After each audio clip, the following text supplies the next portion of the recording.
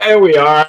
Hi, ladies and gentlemen. I'm Mike Morales. You are watching and listening to Sipping Off the Cuff on Tequila Aficionado Media on all of our platforms, including Spotify.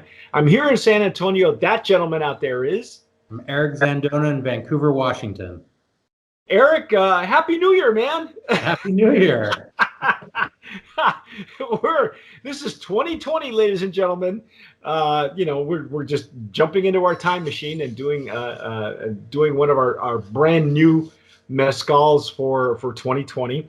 In fact, I'm kind of excited about this one, Eric. We're going to be tasting and dissecting La Leyenda mezcal. As you can tell, this is pretty much a stock bottle. Okay, it's a.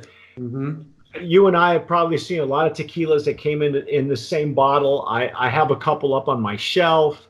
Yeah. My understanding is that in November of last year, 2019, this brand, along with others, one of which is from Durango, that Matt Metris and I tasted. We may have already tasted it or not, depending on where in the sequence you're watching this in 2020. But they're on a barnstorming trip throughout the United States, several brands together, and they're looking for representation, and this is one of them. Okay, so this is La Leyenda. They sent us. Thankfully, Eric saved his email, and they sent us a wonderful deck, some really nice information on the brand. If their website right now is either down or non-existent, I'm not sure why, but you can follow La Leyenda on Instagram. Okay, follow them. They have wonderful pictures. Now, there's a couple of things that's interesting about this brand. Number one, it's out of Zacatecas. Okay, one of the mezcal producing states, and the other one is that they're using blue agave. Okay. Yeah. And Eric, the Blanco, we were talking off camera. This one was sent to us at 38 ABV. That's right. That's sometimes that's called European or Mexican bottling, and that leads me to believe a couple of things. But first, what was the interesting? There was an interesting line in the. We got. Different information, varying information on, and we'll read from the deck as we go along on this tasting. What was the thing that caught your eye? There was a phrase that they used. So there was an interesting thing. So they're really upfront about that. This is made from blue agave and there's no smoke. So they really want to they don't want to scare people away by smoke. So some people, they have an aversion to mezcals for that reason. So they're trying to aim at that market. So that's fine. But then later on, they say in the presentation they sent us that the partner distillery that they have for this brand is something like an expert at producing high quality and low cost mezcals that are both soft on the senses and high ABV, which it's 38% alcohol. But the most common way to make quality agave spirits at low cost is with a diffuser. So we'll see. We'll see what we got. Yeah, and just to clarify for the folks who are listening and watching, Mezcal has officially now 3 categories as of 2017. Official categories that need to be on the label. Okay, number 1 is just Mezcal. That's everybody. Okay, but the secondary category is artisanal Mezcal. And that's where the bulk of the market is right now. If you go to any of your local liquor stores or big box stores, you're going to find a lot of them that say on the label artisanal, okay? Right. And they have to, the method of processing artisanal and later on ancestral. I'm thinking in Spanish and English. It's coming at me in both ways. they have to say they have to be processed in a certain way using certain equipment. With mezcal, the general mezcal, it does allow, we call it sometimes industrial mezcal, industrialized mezcal. So the use of a diffuser is allowed, and it's not uncommon. So when you see text, when you see copy, marketing copy that says, high quality, low cost, that's almost a dead giveaway that they're using a diffuser. We did not know that. I didn't know that. And the other couple of things that for me is kind of a giveaway. One, they're using blue agave. Okay. And if they came in at 38 ABV, this tells me that when it comes into the United States, it'll have to come at 80 proof. So it's, and with no smoke, this is what we're going to call a gateway mezcal. Okay. Now, you and I have not had it yet, and really, I've only had one mezcal that is made with a diffuser. That I was, and this was a couple of years ago. I haven't tasted it since, so I'm not real sure how the quality is going to be. Did you have a problem unscrewing this thing? No, it just popped right off. Really? Yeah. Oh, it is. Okay. Yeah. There we go. And it does have a safety pour in it. Yeah, it's the classic safety pour for Mexican spirits. It drives me crazy. Because you got to catch air. You got to tip it over if it doesn't. Right. It doesn't pour right away. Okay, I'm using my jarrito. Oh, that was nice. Wait, hold on a second. See, look at this. This is what I don't like about this. Yeah, and it happens a lot because this particular there's some disreputable overfilled. There's some disreputable companies that will pop these and fill them with house mezcal or house tequila or whatever. I understand why they do it. It's just not. Yeah. There we go. There we go. Had to give it a little shake. Finally. Okay. Well. Yeah. Now on their Instagram, they are claiming that they guarantee the quality of their blue agaves, and there are pictures of the piñas that look enormous. I mean, they look big and healthy. And what are we getting on the nose there?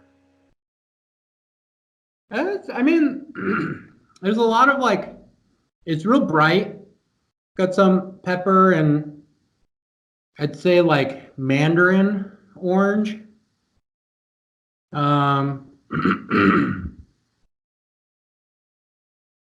Yeah. I mean, the aroma's nice. It's definitely agave. Yeah. I'm using my Stasel Jarrito that we generally use for mezcals, and for mezcals usually of a higher ABV than 80 proof. And it's very reminiscent of a tequila. Yeah. I mean, that's exactly right. And it's not that surprising with this. It's blue agave. There's no smoke. There's one picture on their Instagram of the production facility. It's all stainless steel. So it's not that surprising that it's mezcal, just not made in the DO for tequila. Right. I mean, it's the nose is not bad. It's nice. Yeah, it's nice. Yeah. Well, I say we dive in. Let's I think so. Sure. Let's taste it.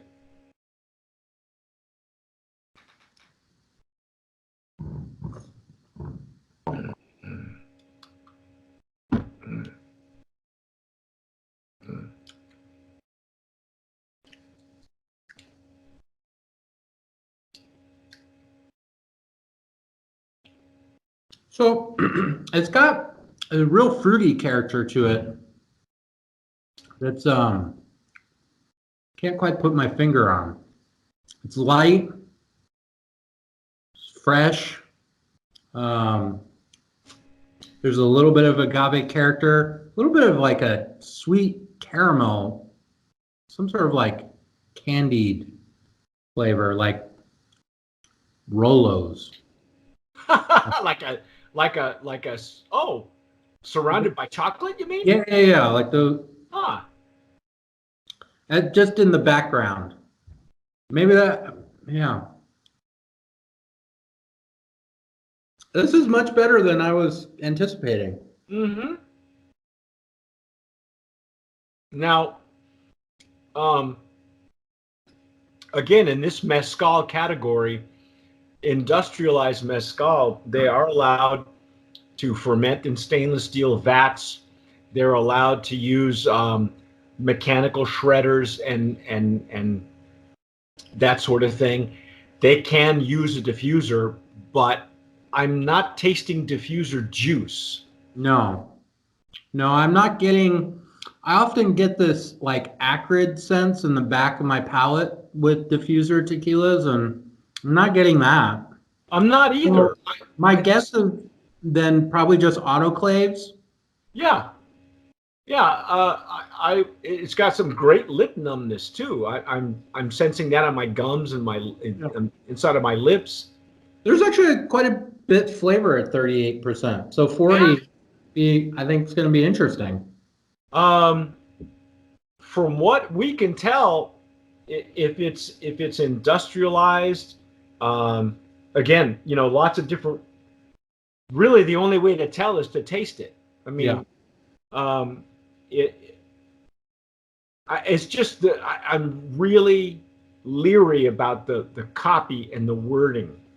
Yeah. And the information that we got, sometimes when we get these information decks, sometimes they're for investors, sometimes they're for sometimes they're for salesmen. It depends on where it's geared, and sometimes it's just spray and pray, and it encompasses everybody, but except for the customer, because all it does is it confuse the customer, and many times it confuses the salespeople because they don't know how to sell it. Right. I gotta tell you, Eric, this tastes like a Highlands tequila to me. Yeah. So I actually kind of like it. I like it a lot. Yeah, I'm surprised. I didn't want to like it because Yeah, I was all ready to just be grumpy about it, but yeah. Me too. yeah. So here's the conundrum I'm having. If I just taste the spirit, I'm like, that's nice. I like it. I like what's going on, the flavors, the palate feel, all that, really nice. In the mezcal category, though, so different from everything else. Even though, okay, so if you say like mezcal's dominated by Oaxaca, so let's just not think about the Oaxacan stuff. Well, you even go outside Oaxaca, all the stuff that's coming out of Guerrero and Michoacan, and most of that stuff is sort of in that style too. So it's like, but it's not the artisanal, it's not ancestral. So I think it's a really well made spirit. I'm having trouble calling it a mezcal because it has none of that traditional character that you expect from mezcal, but it's really tasty. I think this would be great in a margarita and a paloma, whatever, right? Mm-hmm. Um, but yeah, so I'm a little bit conflicted, but I think it's really tasty. Yeah, I think now that we've had a chance to taste the juice, Yeah. and in my opinion, I think what they went after was, well, let's go after the tequila aficionado, Right. tequila drinker. We're using blue agave. We're still in Zacatecas. We can't call it tequila. Right. We can, but the normas allow us to make this line, this version, very similar to the way tequila is made. They could have used espadín because they can, Right. and but they purposely use blue agave, which either that tells me that there's a lot of blue agave in Zacatecas that is outside of the denomination of origin and for tequila, Yeah. and why not make it to attract tequila drinkers? Yeah. Take away the smoke. Let's make it as close to tequila tasting as possible. Yeah. And maybe that's the market that they went after.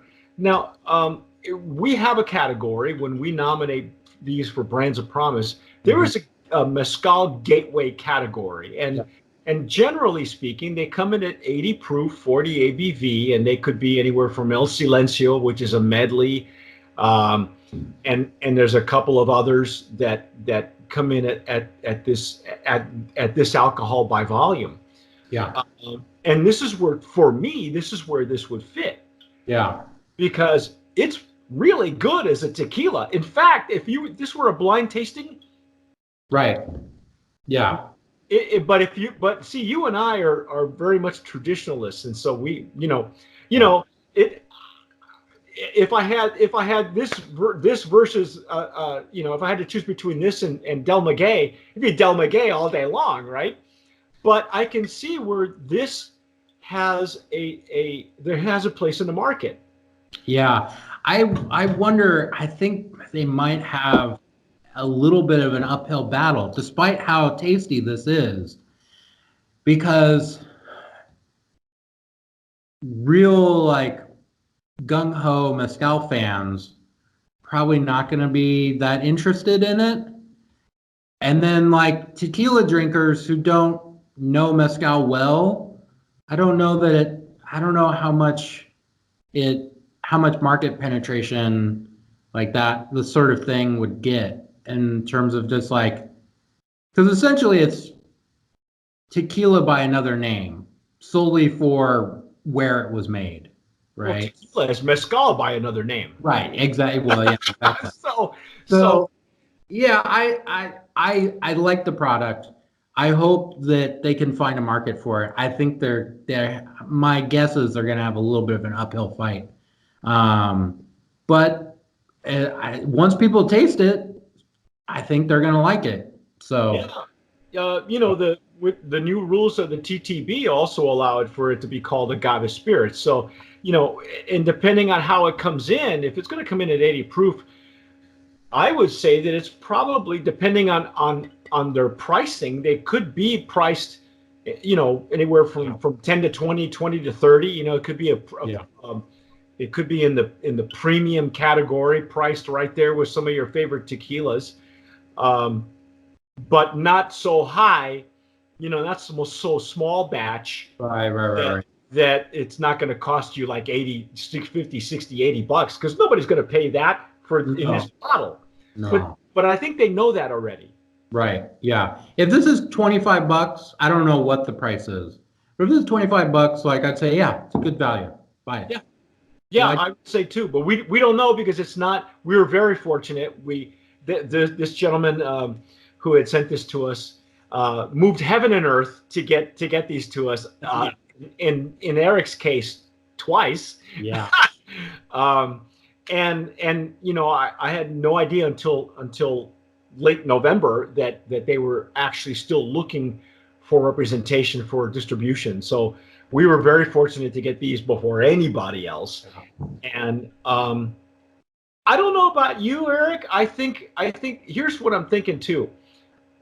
Maybe Zacatecas, or at least this distillery, this plant, has they're seeing the mistakes that the tequila industry has made. They're overproducing. Maybe in Zacatecas because I have had a mezcal, more traditional mezcal, or more artisanal mezcal from Zacatecas, made out of blue agave, and we had the smoke, and it's a completely different. This is very much like, this tastes like a Highlands tequila. It really does, and maybe when the word gets out, maybe through word of mouth, maybe when people see this video and other reviews, they're going to go, oh wow,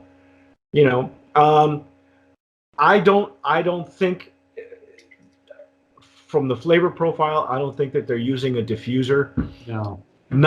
Not in this version. That doesn't mean that maybe later on they won't change that, but I'm gonna have to. I know we're biting our lip, but it's gonna have to be a brand of promise for Gateway Mezcal in 2020, and it'll be really interesting to see, like where it's going to go and where it's going to fit in Yeah. the scheme of things. Yeah. But the only way that they can get this seal proves that they are that the plant, the bottling plant and the distillery, and it's not a palenque, so it's a distillery, is has done things properly in order to earn this seal here, this QR code. And we haven't snapped the QR code, so when we snap it, we'll get probably more information. This is not, again, your labeling is not like the ancestral where it's a huge label. A lot of it's handwritten. It tells you the number of the batches and how many bottles and who the maestro mezcalero. You don't get anything like that here. But it'll be interesting to see where it's going to land. Mm-hmm. But like you said, I hope to get representation. I think there's a space for it on the market. They just have to, they have to clarify. They have to make sure they stick to this is mezcal, not tequila, because it could, like you said, it could be very confusing. Yeah, but I think there's something to say, like there's and this is one of the things that's starting to happen is that agave drinkers are branching out, right? Outside of Jalisco, outside of Oaxaca. So they're looking to other states for product because those producers are maxed out. Yeah. And so what we're seeing is that there is really good stuff to be had still. Yes. That is untapped. And so this is really nice. Yeah, So I agree. Brand of Promise nominee in the Gateway Mezcal category.